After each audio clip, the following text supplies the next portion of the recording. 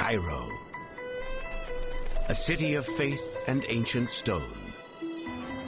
And at its heart, a museum filled with secrets dark and strange, tales of golden treasures, shadowy crypts, unexplained murder, and the quest for eternal life. Secrets hidden in plain sight inside the Egyptian Museum.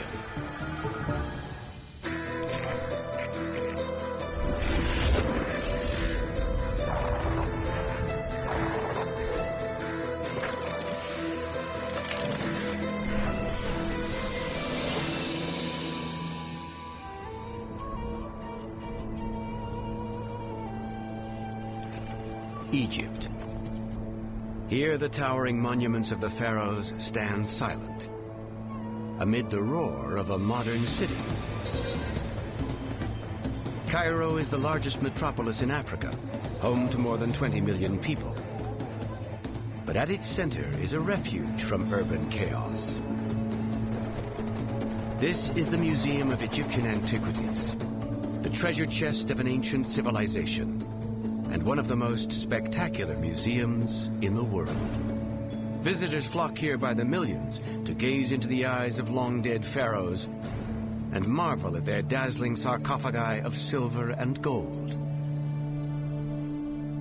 This wooden sarcophagus looks dull and plain by comparison. You might think it was made for a commoner, but you can't always tell a coffin by its cover. This coffin, it has the cartouche of Ramses II, and the two cartouches are the given name of Ramses II and the throne name. Ramses II was the great pharaoh of ancient Egypt. As a family man, he married 8 wives, and he had 100 children. As a military man, he was a great man. Why would such a great man choose a coffin made of wood? You might suspect he was frugal or modest. In fact, he was anything but. Ramses the Great built grand structures all over Egypt on an unprecedented scale. Here at Thebes, he spared no expense on his Ramesseum, a temple dedicated to his own greatness. It seems strange for such an egotistical pharaoh to be buried in a simple casket. This cannot be the coffin of a great builder like Ramses II. And instead of him building temples everywhere, the first thing that he will care for, building his tomb and his coffin and his burial chamber. And that's why I don't think that this great king Ramses II could really leave to us a coffin like this. If you go to the Valley of the Kings and you look at his tomb, I really believe there is mystery is hidden in the Valley of the Kings.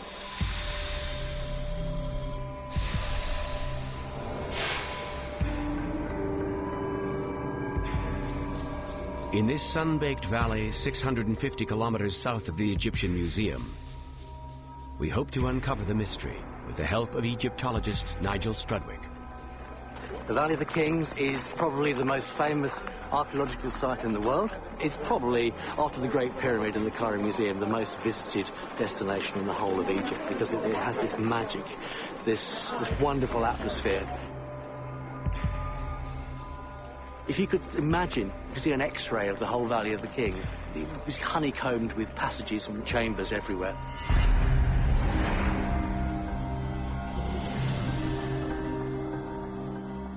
And where we're going to go now is to one of the biggest of all of them, the tomb of Ramses II. This tomb is probably about the biggest or the second biggest in the valley, probably after that of his father, Seti I. And it goes into the rock. It's no less than 180 meters. Historians believe that after Ramses' death, his mummy was placed in this underground chamber, surrounded by a treasure of gold and precious objects. But when European archaeologists entered the tomb in 1817, it was empty. So we've got now to think about, why was he not found in it? Some people say, was the tomb damaged by flooding? So it's possible that the tomb was flooded and they may have had to move the king out of it, but I somehow or other don't believe it. I'm sure that in the New Kingdom they made some sort of precaution to try and prevent these floods. So what other possibilities we've got? A really good possibility is tomb robbery. Not long after Ramses' death, thieves plundered the tombs of several lesser pharaohs, stealing treasure and desecrating crypts. Many historians believe that the high priests of Thebes responded by evacuating all royal mummies from the valley, including Ramses the Great. To thwart tomb raiders, they were moved to a secret location. The final resting place of the royal mummies would remain a mystery for 3,000 years. In the mid-19th century, some archaeologists began to suspect the mummies might be hidden here, not far from the Valley of the Kings, in the cliffs surrounding Deir el-Bahari. There's no water. We're about 70 meters or so above the ground level here. It's hot, it's June.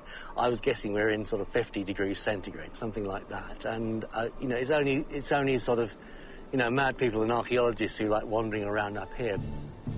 There is a lot of evidence that the ancient Theban priests were coming up here looking for places to bury people, to make hidden tombs where they could hide various important burials for eternity.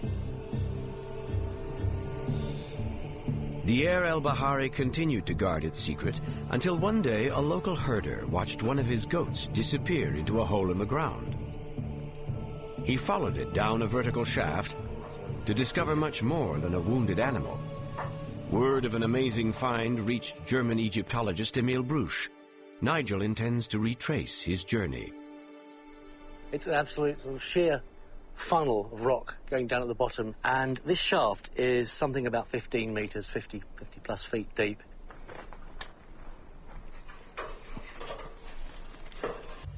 The royal mummies have always been a fantastic fascination for me. To get to see where they came from is just, for me, amazing.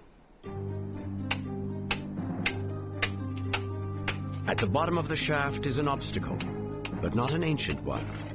This wall was built recently to thwart 21st century tomb robbers.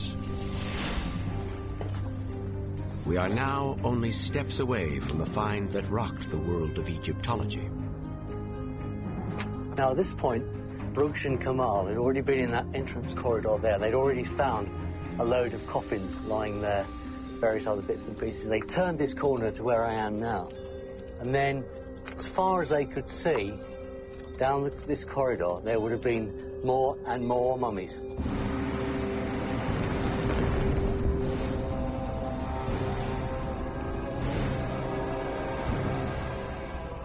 And they were stopping and looking at the names on the coffins and seeing royal cartouches and all sorts of other things. Yet they turned out to be the bodies of the great pharaohs of Egypt. The discovery of what became known as the royal cache was an international sensation. It marked the first time Egyptologists had discovered a royal mummy. And here, incredibly, were 50 kings and queens.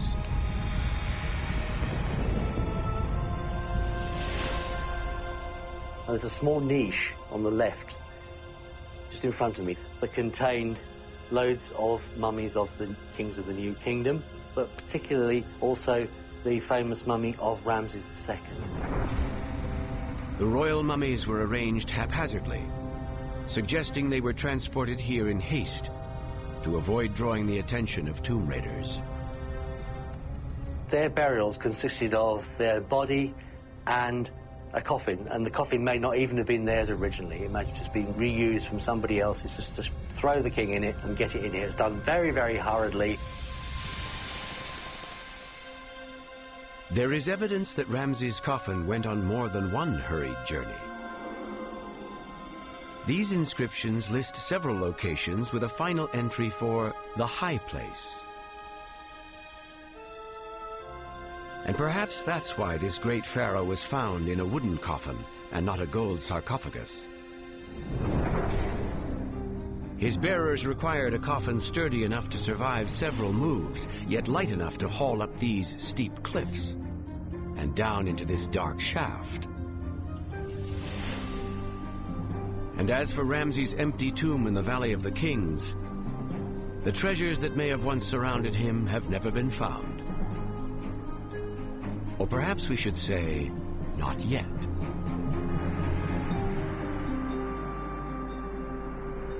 Coming up next, the secret of a mighty pharaoh's violent death.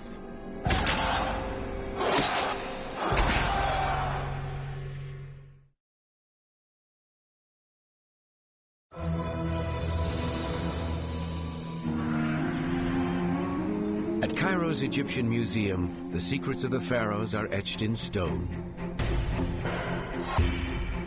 And sometimes in human flesh. This is the Royal Mummy Room. This is one of the most popular rooms in the Egyptian Museum. It's constantly full of people, and generally they try to keep a certain level of respect.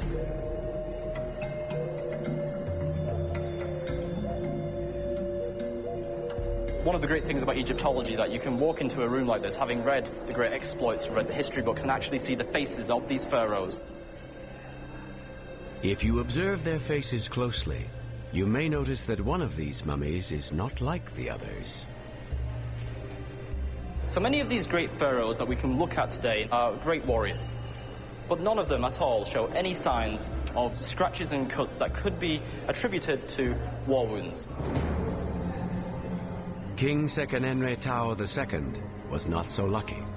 No one knows for sure how Sekenenre died, but one thing that is sure is that he lived in violent times, a period of great warfare between Hyksos in the north and the Thebans in the south. The Hyksos were an Asiatic tribe that swept into Egypt and settled around the Nile Delta.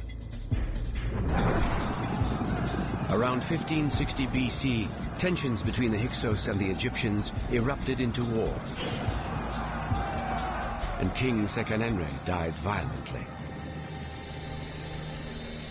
So there are no wounds whatsoever upon the body of Sekenenre, apart from these very obvious ones on the head. So very clearly at the top here, you have a very long upper frontal wound that has clearly smashed the skull.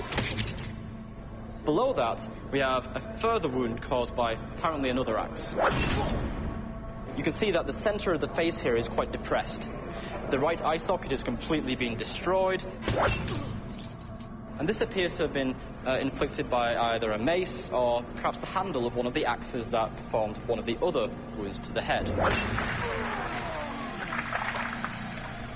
We know this king was brutally killed, but the unresolved question is how? With the help of combat expert Rob Mason and some exact replicas of Hyksos weaponry, Gary Shaw will explore 3 possible scenarios. Theory number 1.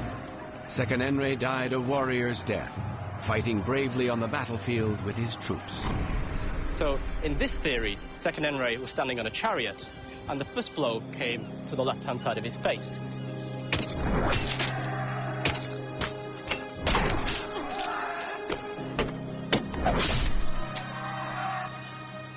Well, I can certainly hit him there, but it's a very uncomfortable position. The actual way you're wielding the weapon, the way that you're having to stretch and move your arm, yeah. You wouldn't think that would be the best position to actually attack someone from.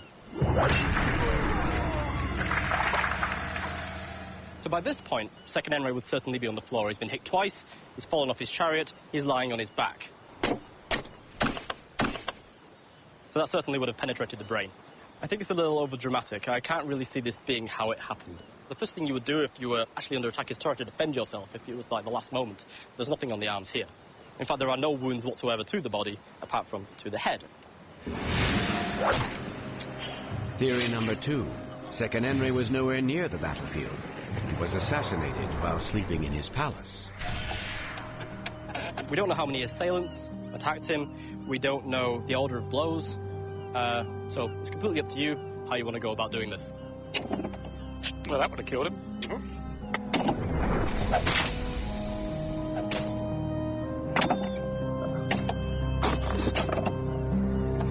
Well, I'd have to say he's thoroughly dead again. But it's just such a violent attack on his head. When it's unnecessary, it just seems overkill. You only need one person with one of these weapons. You don't need multiple people. You could have just smacked him with the mace straight over the side of the head. He'd be dead. He would be dead immediately. But if he wasn't assassinated or slain in battle, how did Seqenenre die? We need a third theory, one that not only explains the multiple head wounds, but also the lack of defensive injuries. So our third hypothesis is yours. That's right. We've created a scenario in which the king was captured. And so there's going to be a spectacle. The Hyksos commander is going to show his dominance and power over the Egyptians. He's going to do this, first of all, in my opinion, with the blow above the right eye here. That's great. This wound really does match what we see on the body of Seqenenre. It's really quite perfect. We can imagine that this probably didn't kill him, but it certainly would have knocked him back. The Hyksos king certainly hadn't finished his work yet. He was going to dispatch him to the afterlife in front of his troops. Okay, that's great. So again, these two wounds now match up with the mummy really well. They're actually quite perfect. These are the two wounds that were certainly inflicted by this type of Asiatic weapon that the Hyksos king might have used. This is the point where I see him making a coup de grace, the blunt blow to the right side of the face that destroyed the right eye and the nose. Yet again, you've done a fantastic job. I'd have to say it's a very effective use of the butt of a weapon like this, so that is perfectly plausible to just smack him in the face with it. And you can see it's very consistent with the mummy. The right eye socket has been completely demolished, the nose is damaged, just as we see on the actual body of Seqenenre. Absolutely. Defeated in battle, forced onto his knees, and brutally executed. The best evidence suggests that's what happened. And the facial wounds tell us something else. At the moment of death, Seqenenre did not look away. Perhaps that's why, even though he lost in battle, he became known as Seqenenre the Brave. His son, perhaps inspired by his example, would one day vanquish the Hyksos forever. Next, a lost city and the secret of a pharaoh's gold.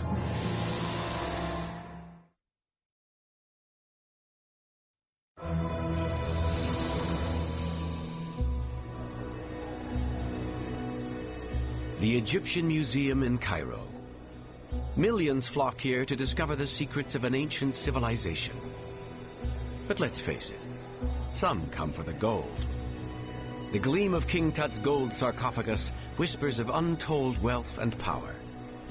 Visitors to his treasure room can't get enough. Many come here without realizing that just down the hall is another room they won't want to miss. These are the treasures of a lesser-known pharaoh, King Psusenes. His gold harbors a museum secret, the secret of how he got it.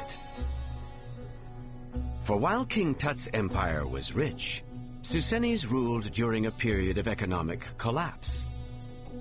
So, where did his gold come from? We hope to unearth the secret here, amidst the ruins of Tanis, the city where Psusenes ruled. And if the name Tanis rings a bell, there's a reason for that. Tanis briefly entered the popular imagination in 1981 as the place where Indiana Jones fights the Nazis in Raiders of the Lost Ark. The Nazis have discovered Tanis. Just what does that mean to you, Tanis? Well, the city of Tanis is one of the possible resting places of the Lost Ark. The Lost Ark. As it turns out, Indiana had it wrong. No real Egyptologist believes the Ark of the Covenant is here. And Tanis was not discovered by the Germans, but by French archaeologists who've been digging here since the 1860s. Dr. Philippe Brissot has been team leader of the French dig at Tanis for over 30 years. He's hoping to make a discovery to rival that of his predecessor, Dr. Pierre Montet.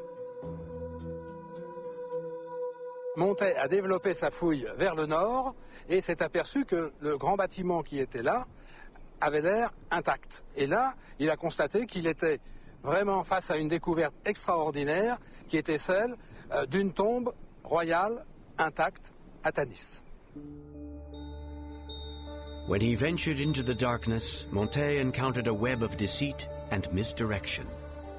Donc quand Montet est entré dans l'antichambre, eh bien, il y avait ici un socle qui servait, fait de blocs de calcaire de remploi, et qui servait de support à 3 inhumations en cachette et en catastrophe vraisemblablement.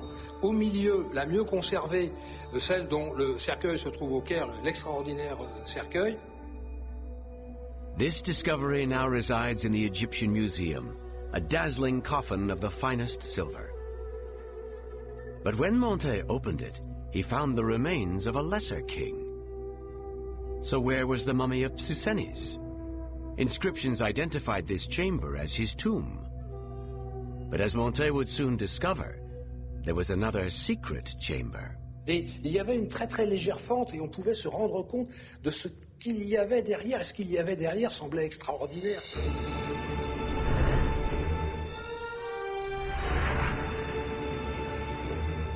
Il s'engage dans le passage. Il a eu la même surprise de voir un trésor, un très très beau trésor. A treasure of gold now on display in the Egyptian Museum. Which brings us back to our question. How did King Psusennes amass so much gold during a period of economic collapse? A clue to this riddle was discovered in the secret chamber. Le grand sarcophage était ici et il occupait une grande partie de la pièce. Le grand sarcophage dont le couvercle de Merempta avait été réutilisé.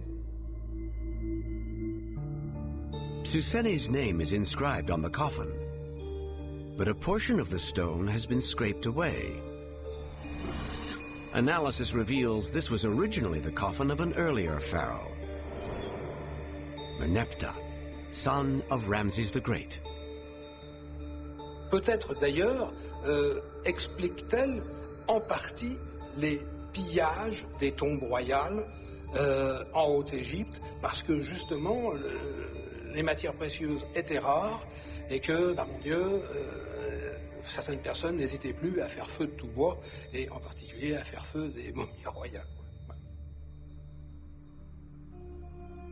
The name Merneptah is also visible on items of Psusennes' gold. Evidence that his treasure was taken from the tombs of earlier, richer kings. So perhaps Psusennes was not only a great pharaoh, but the greatest tomb raider of all time.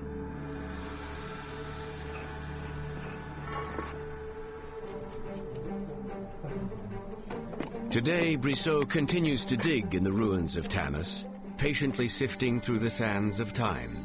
His excavations have unearthed buried buildings and passageways, but he has yet to find what he's looking for, the lost tomb of Psusennes' queen. Si une telle découverte avait lieu, il est évident que cela apporterait certainement de très très beaux objets. Si elles sont quelque part dans Tanis, ça peut être 10 ans, ça peut être 100 ans, ça peut être jamais. C'est une question de chance.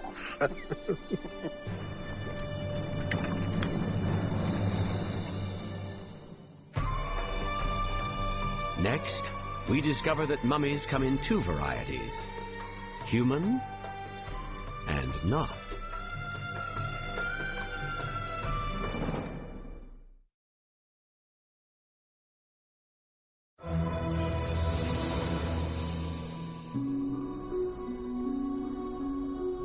In the Egyptian Museum, every mummy has a story to tell. And when a coffin is opened and wrappings are unwound, we marvel at the Egyptians' astounding ability to preserve human remains.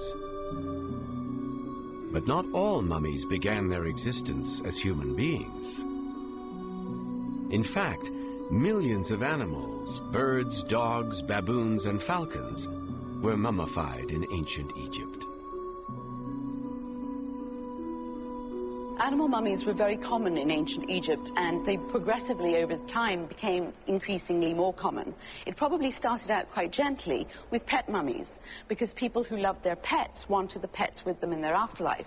And so you wind up saying, okay, when I die or after I die, bury my pet with me. And of course the pet has to be mummified in the same way as the person does. And so we have these pet mummies being made, and they were often made in as fine a way as the human beings, and sometimes even more care and attention was lavished upon them. And what's extraordinary is the amount of fur that is still visible on them, because especially with the dog, with his tail that curls up, he looks as if he's about to open up his eyes and start wagging and barking. So he is really a very lively looking creature, and the quality of mummification is superb. The ancient Egyptians loved their pets, so it isn't surprising that a pharaoh might take a four-legged companion into the afterlife. But pets represent only a small fraction of all mummified animals. Millions of wild creatures were mummified for another, more powerful purpose.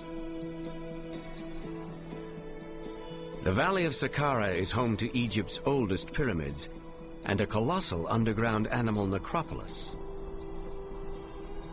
Ashraf Muhyiddin of the Supreme Council of Antiquities has been entrusted with the key to the sacred tombs. Over there, you can see the entrance of the temple. It was built in front of the baboons' galleries. But there's a new wall was built over there to protect from robbers. We have to seal the entrance by some seals, and we have to build a wall like this to be hard for robbers to break it to go inside there.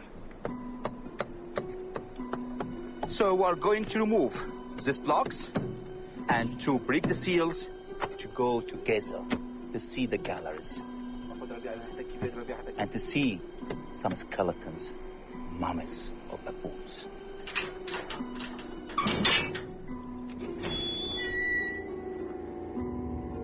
This dark passageway is the beginning of a maze of tunnels that stretches for miles beneath the desert sand. The crumbling corridors are lined with crypts and lead to countless burial chambers. We have here a burial of a baboon. Baboon is a sacred animal because he representing the god Jehovah. We have a piece of wood here. It was for the coffin. So the mummy was placed in the coffin, and the coffin was placed inside the sarcophagus there. You can see the mummy, it was wrapped with linen, and you can see the bones of the baboon over there. So we found loads of skeletons here, loads of mummies of baboons. Okay, can you believe all these numbers of baboons were in Egypt? Of course not. Hunters traveled throughout Africa to bring back species that represented Egyptian gods. Animal importation and mummification became a big business, with profits going to the priests. Millions of creatures were slaughtered so that pious Egyptians could make sacred offerings to the gods. We are inside a sacred place. We are inside the Falcon Galleries. We have millions of pottery jars, had loads of mummies of falcons, and each one has a mummy of a falcon like this. The falcon was wrapped with linen, and you see the mummy of a falcon. But you believe it, 6 millions of mummified falcons found here in this place. The numbers suggest that animal mummies were not just for the rich. In fact, Egyptians of all social classes purchased animal mummies as offerings, much as today Catholics purchase votive candles.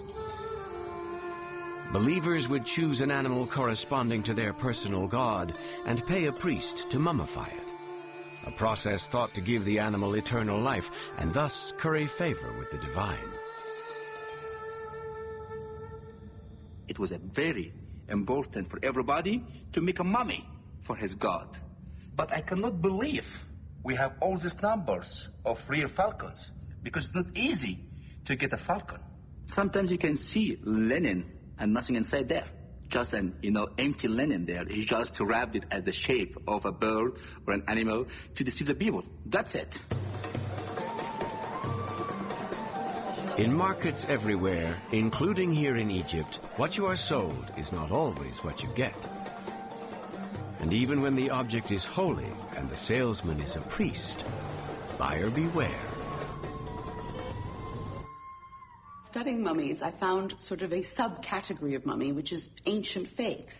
And we found those by x-rays as well as sometimes by unwrapping mummies. And what happens is there's a bundle that looks absolutely beautiful, or sometimes it's falling apart, but inside, instead of actually containing an animal, it holds either a few feathers or a bit of fur that has been wrapped up and that it looks like the animal it's supposed to be. For example, falcons and raptors of all sorts are relatively rare, while ibises are more common.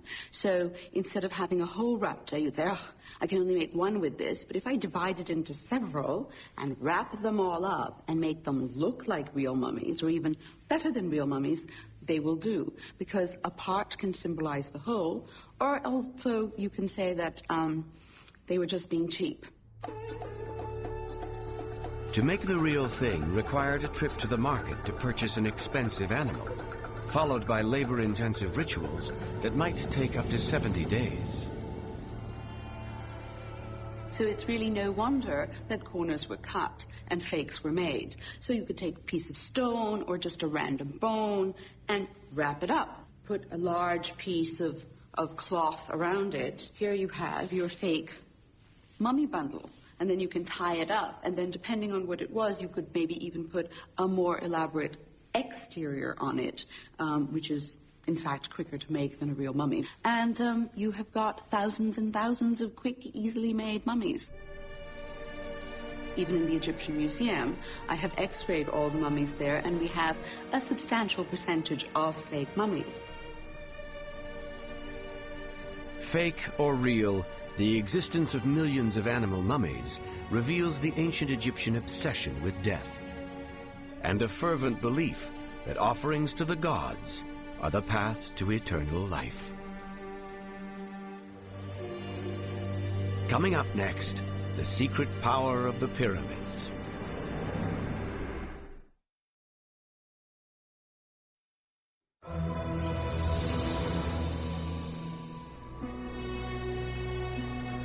The Egyptian Museum harbors many secrets of the pharaohs, but one secret is too big to be confined within these walls.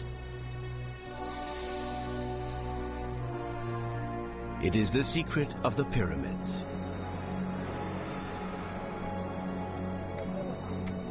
Monuments constructed with the sweat and toil of ancient Egyptians, and in our time, restored by their descendants. The great pharaohs chose these structures as tombs for their mummified remains. The question is, why? To uncover this secret, we must start at the beginning of everything.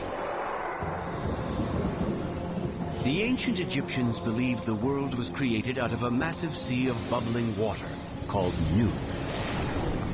Out of this water emerged a hill or pyramid-shaped mound called the Benbenon,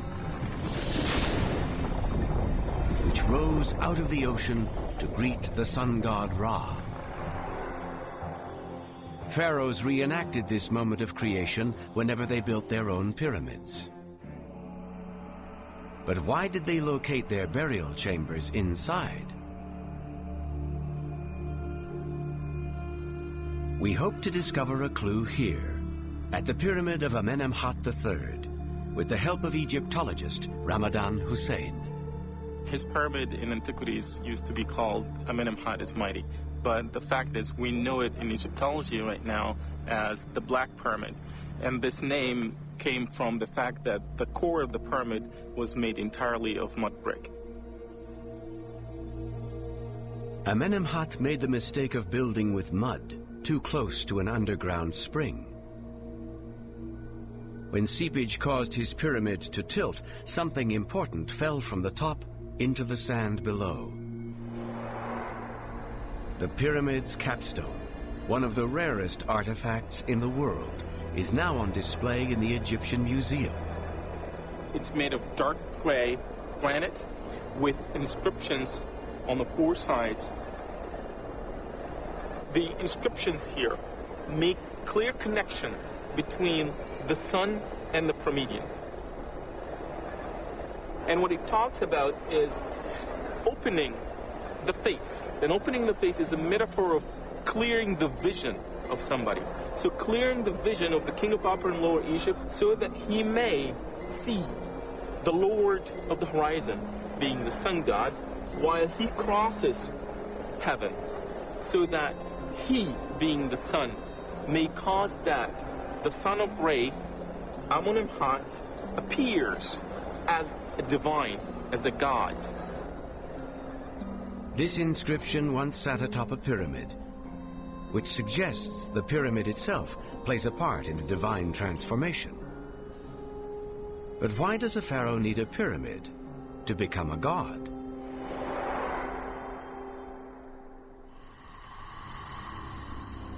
Perhaps this crumbling pyramid can tell us. If we see it as it looked 4,000 years ago, clad with a layer of smooth stone. So when this pyramid is finished in construction, what you would see is this triangle-shaped structure that is cased with bright, fine white limestone. The rays of the sun falls on top of it and reflects back to the universe. For the ancient Egyptians, the pyramid was a kind of solar-powered resurrection machine. Riding on reflected sunbeams, a pharaoh's spirit would rise straight up into the celestial realm to take his place as a god among gods. It is the domain of the sun god himself.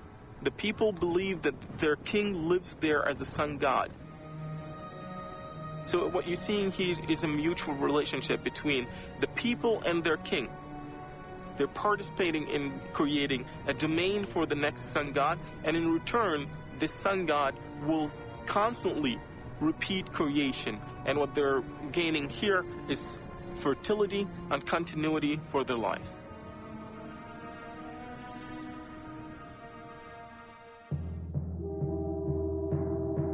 Coming up next, why is this pharaoh the biggest and the smallest of them all?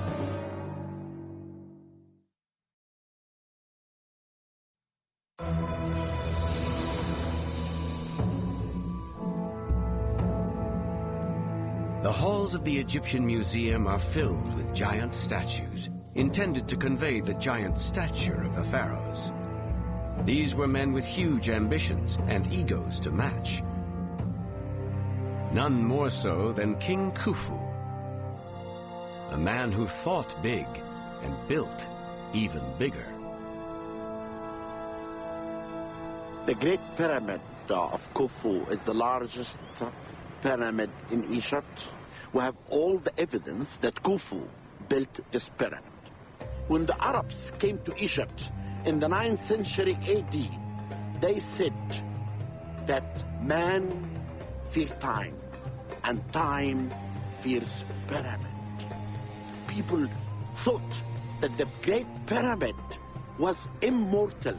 It cannot be killed. It stays all the time to show the power of Khufu. This pyramid reigned as the world's tallest structure for 4,000 years.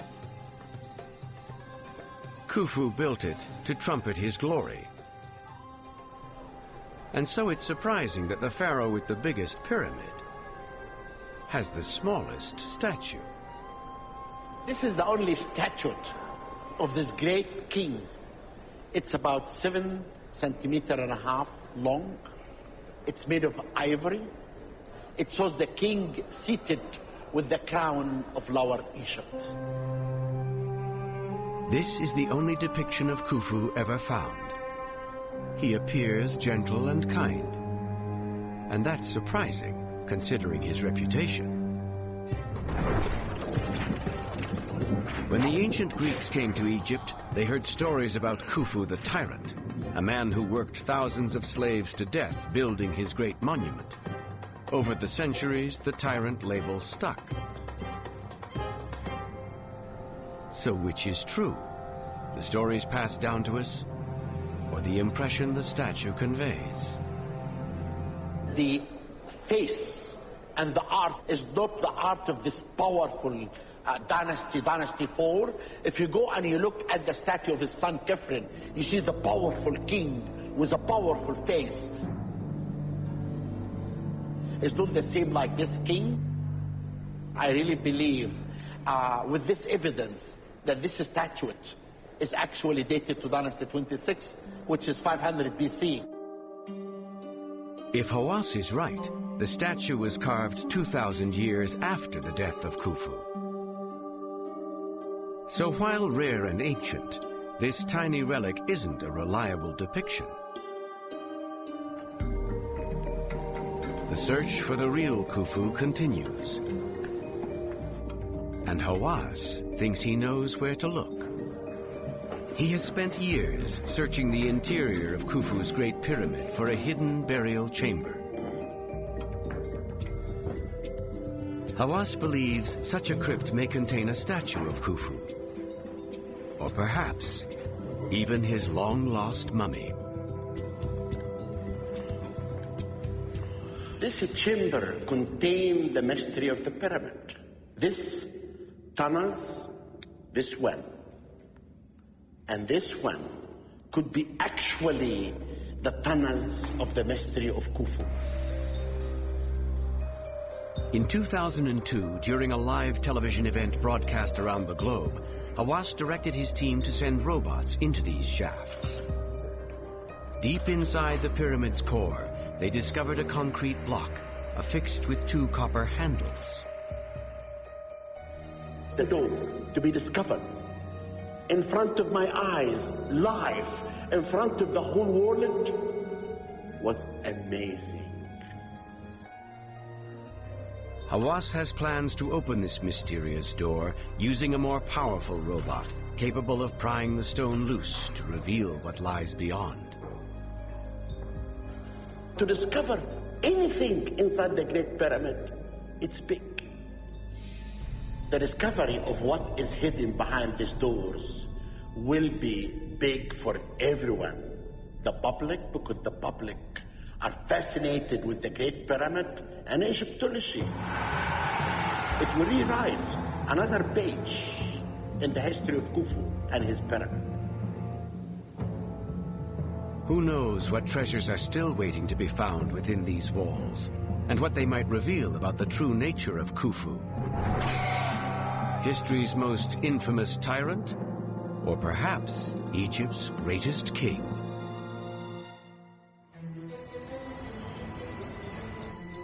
Every mummy, every statue, every treasure in the Egyptian museum conceals a mystery.